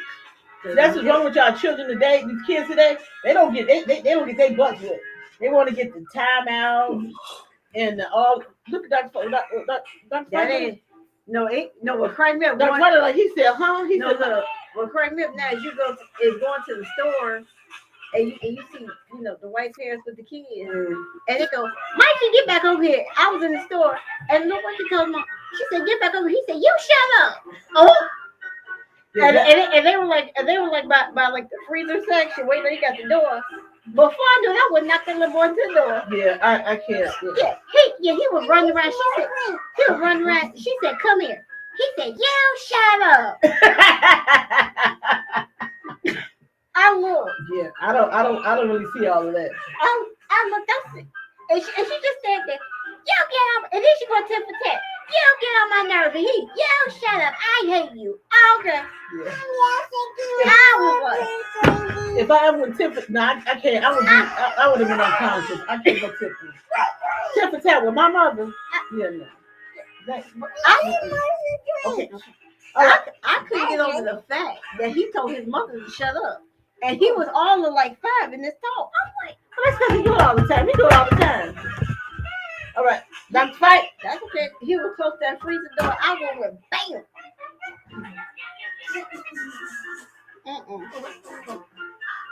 Okay. What we got? We got sports what?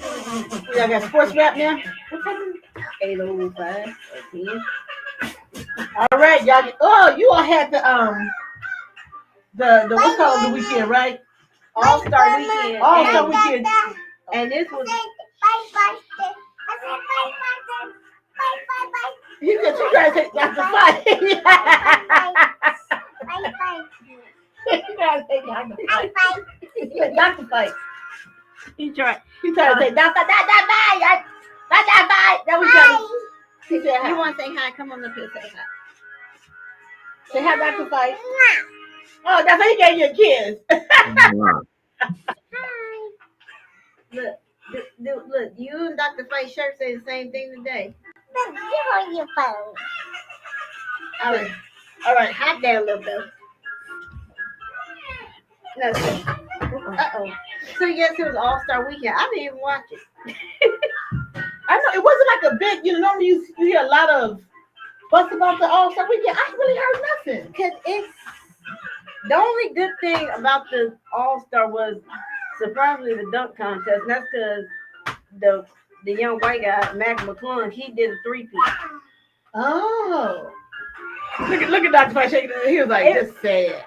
Like the tournament style games, I was not interested. I did, but Team Shaq, the OGs won. Who was on the OG team? LeBron, Steph, Kevin Durant, Kyrie, are all like the ones that's been like 10 plus years in the league. Oh, okay. And then people were mad at LeBron because at the last minute he decided to sit out. Talking about his ankle hurt. You knew Wednesday your ankle and foot hurt. Shut up. Look at that fight. That fight is just disgusting. It wasn't good. I'm just, I mean, because leading up to All-Star Weekend, it used to be like major promotion. People talking about it, getting ready for all the excitement about it. I had one read. I said, "Oh, it's the All-Star Weekend." She's like, "Yeah." I was like, "Oh, okay." Normally I watch it. I ain't watch none of it. Yep.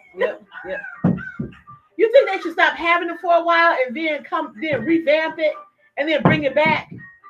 No, they need to stop having it, period.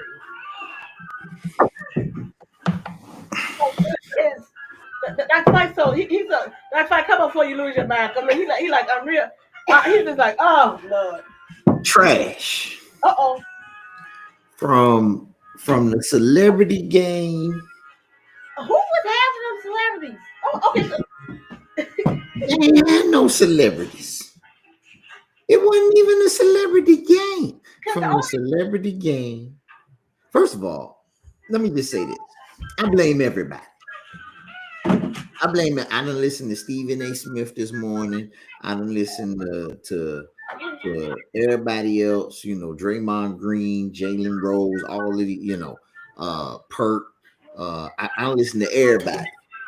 And everybody picked somebody else to blame. Some people blame the Stars, saying that the reason the weekend was watered down because the Stars don't want to play. And so the NBA got to go out and do extra stuff and do all this other stuff to try to revamp it and to bring the Stars out to make them take pride in playing this, that, and the third. And then you got others who blame the NBA, who do too much. And want all this extra stuff done in season tournaments and all this, and they want Stars to play, and they don't want to do all that. All right, so I blame everybody.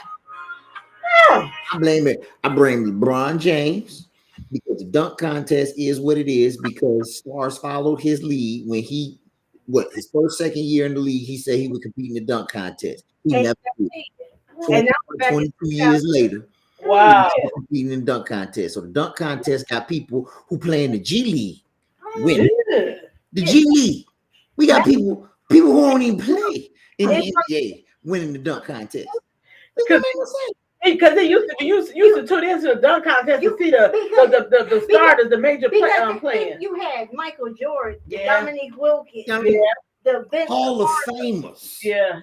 I mean, Hall of Famers that's been in the dunk contest. Kobe Dr. J. Yeah. I mean, you know, what is this? Yeah. Don't get me wrong, the boy can dunk. I ain't taking nothing from his talent. But come on now. We talking about all-star weekend. Hey, you got a G League. Not G League stars. Wow. NBA all-stars. Yeah. Supposed to showcase the top of the line talent. Yeah. And then me and Draymond, I don't really rock with him much, but I love the analogy he drew. So they had a rising star. Yeah, you had to get the rookie and sophomores just to make stars play. At the All-Star game. Draymond Green said Air Force One is designed for the President of the United States. Don't nobody in the world ride Air Force One but the President of the United States. He said that NBA floor on Sunday is for all-stars. It ain't for rookies. It ain't for up and coming. It ain't for anybody else. It's for all stars. That's true. If you're an all-star, you don't touch that floor on All-Star Weekend Sunday. That was true. Yeah. That's what Draymond Green said in the interview. He said, disrespectful that they are able to come and play on this floor on a Sunday when this floor has been reserved for all-stars. And they not all-stars. You know what? I've never thought about that, but that is true. That's what you expect to see. You know, on that playing is the all-stars. Yep. Now, I blame the NBA too at the same time because you can't have it both ways. You can't water down the regular season and have teams averaging 140 points and they get mad when All-Stars score 200 points. No, you already got 140 points that they scored during the regular season. How in the world you gonna get upset when they don't play any defense on the All-Star game? The main priority for All-Stars is to get back to their teams healthy. It ain't to come out here and play hard and risk injuring yourself when now your team can't even make a championship run because their best player got hurt in an exhibition game. So that's why they're not enthused to play because they don't want to get hurt. So let the game be what it's going to be. But you know what the NBA did? The NBA turned their back on Turner Sports, TNT. Charles Barkley, Kenny Smith, Shaquille O'Neal, and Ernie. They turned their back. They had an 11-year deal that is coming to an end this year.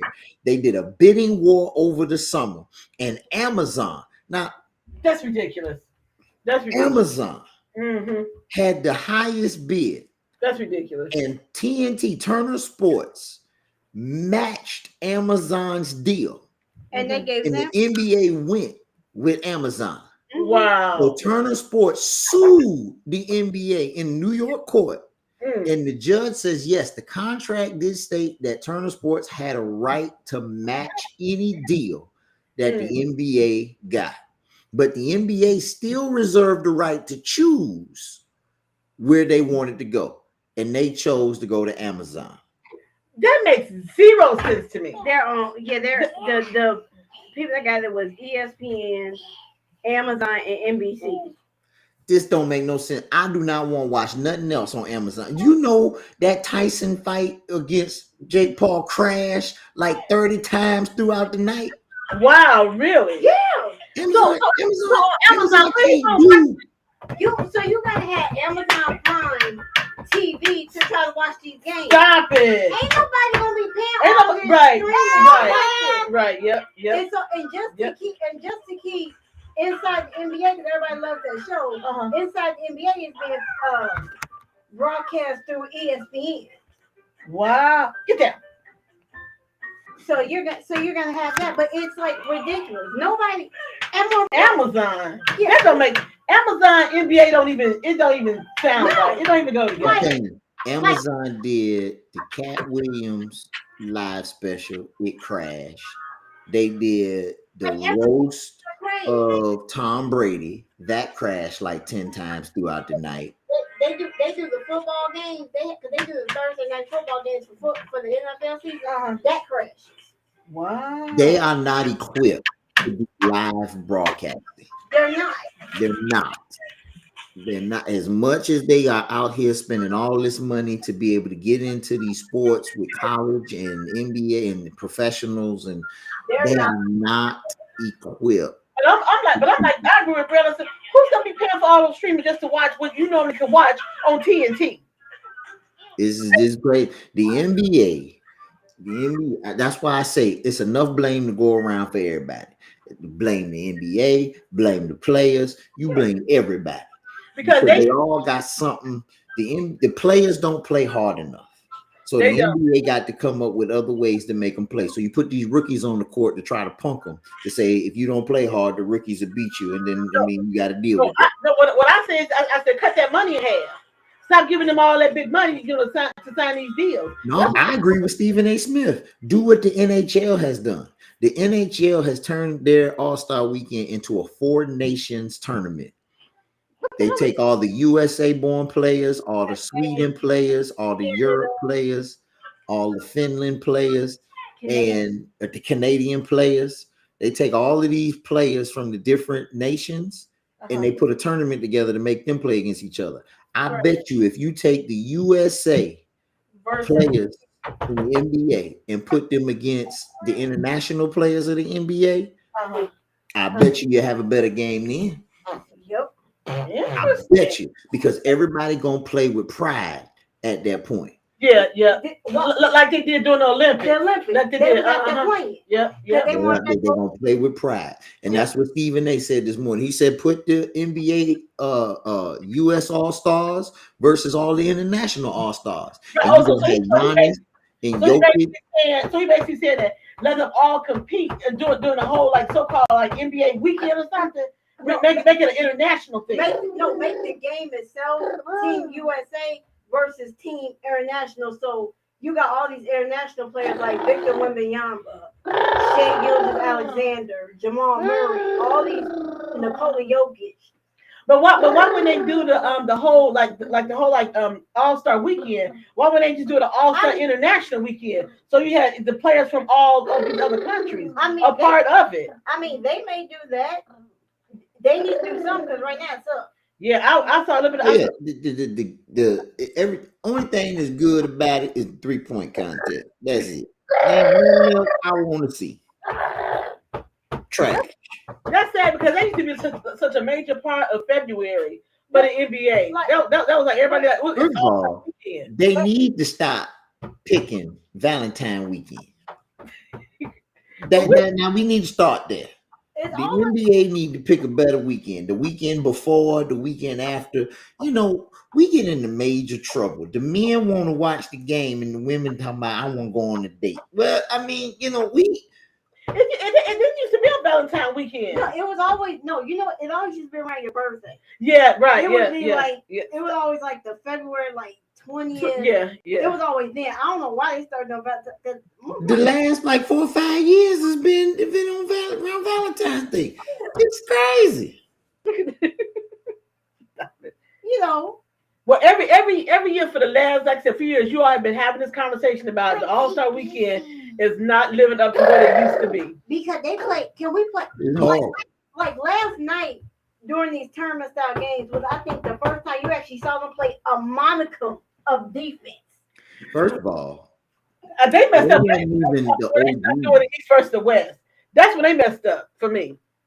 When they started, they took away the East versus the West. That's what it was for me. Well, yeah, because they tried to do this whole, this whole pickup style thing where they had 2 captains. The 2 highest vote getters are the captains of each of their teams. So you had, when LeBron got most votes, it was Team LeBron. Which I think KD got the most votes, and it was Team Durant. So Durant picked his squad, and LeBron picked his team, and Now is the players ain't playing. Yeah, I don't like it. I think it should go back to the East versus the West. People loved it then. People loved it, and they had their team, and they would cheer for their team. This whole like, I don't even know what I'm watching. I'm like, well, who are they? Why are they on that team? Aren't they from the East? Aren't they from the West? So that's how Giannis didn't play. Anthony Edwards didn't play. LeBron didn't play. I mean, some of the top stars in the game didn't play. Now, granted, Curry played, Durant played, Dame, and this other stuff. First of all, I understand TNT lost this deal, but that 15, 20 minutes of homage to Shaq and Kenny and Ernie and with Kevin Hart, that was a waste of time. They had another 5 minutes of Mr. Beast having a 3-point competition worth $100,000. That was a waste of my time. I mean, we had 20 minutes of a waste in the All-Star weekend. What is this? Put the ball up in the air and let them play. You know what? I watched the All-Star game to watch them shoot half-court shots. Mm-hmm. Okay?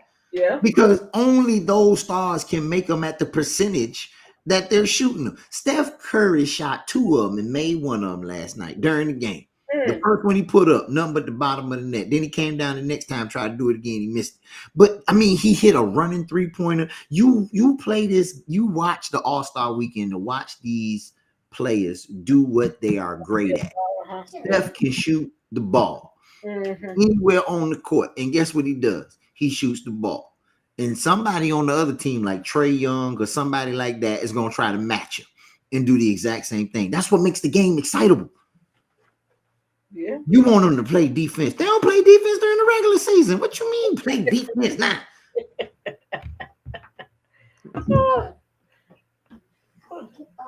Well, I wish them the best of luck with the All-Star. Praise the name of the Lord. Yeah, because normally I get excited. There's some parts of the All-Star weekend that I like to watch. But when brother, I said, oh, this is the All-Star weekend. That's literally the question I asked. She was like, yeah.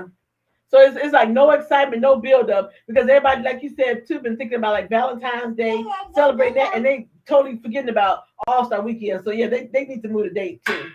Yeah. Right. Yeah. That's right. It used to be around the end of the month, because my birthday it did. But well, there you all go. There's another segment of something to talk about. You all can catch on all these other formats. Because you're on my Facebook, it's on YouTube now. We're streaming on YouTube. There y'all go. Y'all need to catch everything. All right. Tomorrow, Dr. Fite won't be here if you want to come in. Tomorrow I got our special guest is Dempsey. Oh my God. That's gonna be 1, 2. You ought to tune in to catch Dempsey Gibson. Right?